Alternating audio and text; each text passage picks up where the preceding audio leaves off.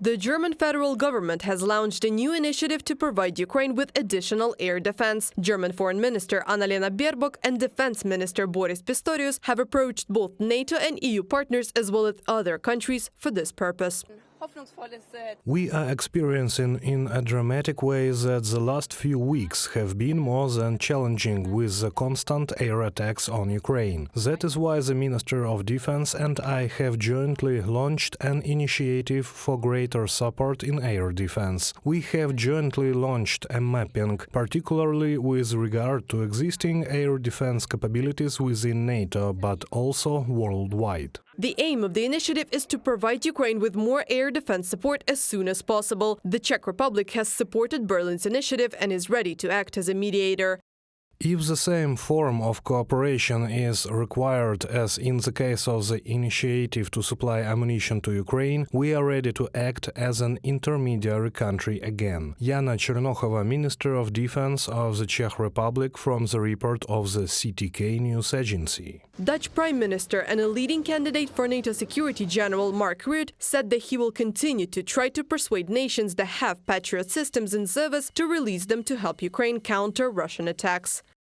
We know that many countries are sitting on a big pile of Patriot systems, perhaps unwilling to provide them directly. We can buy from them, we can deliver to Ukraine, we have the money. This is very important. Mark Rutte, Prime Minister of the Netherlands, from The Guardian. The Netherlands has budgeted €4.4 billion in aid for Ukraine over 2 years. €4 billion of this amount is for military support, which will be disrupted over the next 3 years, while the remaining €400 million is for non-military assistance. Amsterdam also promised to deliver several Patriot missiles to Ukraine, although it did not specify how many. I have great respect for the commitment shown by Germany, which announced last weekend that it would make an extra Patriot system available.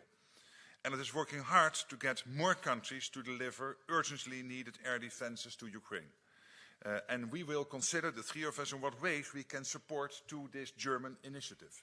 Ukrainian President Volodymyr Zelensky has said at a special meeting of the European Council that Ukraine needs immediate help to stop Russian aggression, so the European Union states should be more decisive. The Ukrainian head of state said that Russia was purposely destroying Ukraine's thermal power generation, dams and equipment of hydroelectric power plants, as well as gas infrastructure are under attack. According to the president, this can be stopped only by the power of air defense. The systems that you have at your disposal, we need them in Ukraine right now. They are needed to break Putin's habit of relying on terrorist methods, and that is the matter of your security as well. The greater our strike capabilities are, the faster the Russian occupier will be forced to leave the sovereign territory of Ukraine, and because of that will be forced to leave every one of its neighbors, all of Europe, alone. Volodymyr Zelensky, President of Ukraine, at a special meeting of the European Council.